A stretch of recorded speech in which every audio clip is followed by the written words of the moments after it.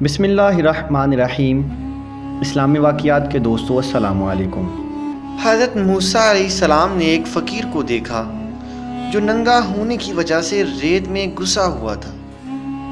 حضرت موسیٰ علیہ السلام سے اس نے عرض کیا کہ اپنے رب سے میرے لیے دعا کریں کہ مجھے گزارے کے مطابق دے دے، کیونکہ تنگ حالی کی وجہ سے میں جان سے عاجز آ گیا ہوں۔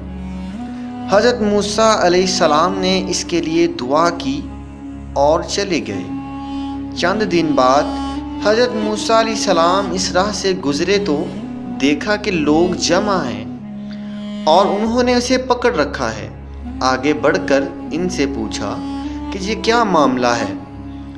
لوگوں نے کہا اس نے شراب پی اور مستی کے عالم میں کسی کو مار ڈالا، آج اس کا سر قلم کرنے کا حکم ہے۔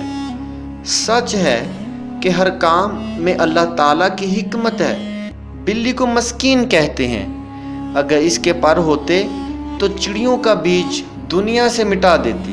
اگر گدھے کے بیل کے مثل 2 سینگ ہوتے تو کسی کو اپنے پاس نہ آنے دیتا۔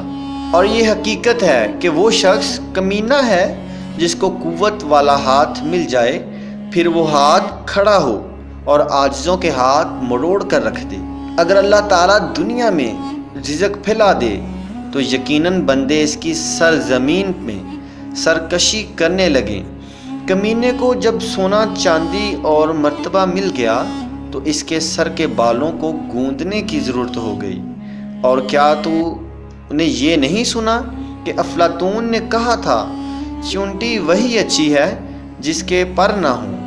اگر باپ کے پاس شہد زیادہ ہو تو بیٹے کا مزاج گرم ہو جاتا ہے۔ ایسے ہی یہ سچ ہے کہ جو ذات تجھے مالدار نہیں بنا رہی وہ تیری اس حالت کی مصلحت سے خوب آگاہ ہے۔ حضرت شیخ سعدی رحمۃ اللہ تعالی علیہ فرماتے ہیں کہ اللہ تعالیٰ کی ہر چیز میں حکمت ہے۔ جب کسی کی کایا اس کی مرضی سے بدل جائے تو اس کا اخلاق اس سے بدل جاتا ہے۔ لوگوں کی امیری، غریبی، جانوروں میں قوت کا توازن سبھی میں ایک حکمت ہے جس کو سمجھنا ہر کسی کے بس کی بات نہیں۔ اللہ تعالیٰ کی پوشیدہ حکمتوں میں مت پڑو اور اس کے حساب میں اپنی مرضی سے اتار چڑھاؤ مت مانگو۔ اللہ تعالیٰ کی عطا سے وافر کی تمنا نہ کرو، ورنہ تم خود بدل جاؤ گے اور نظام خداوندی میں خرابی کا موجب بن کر رہ جاؤ گے۔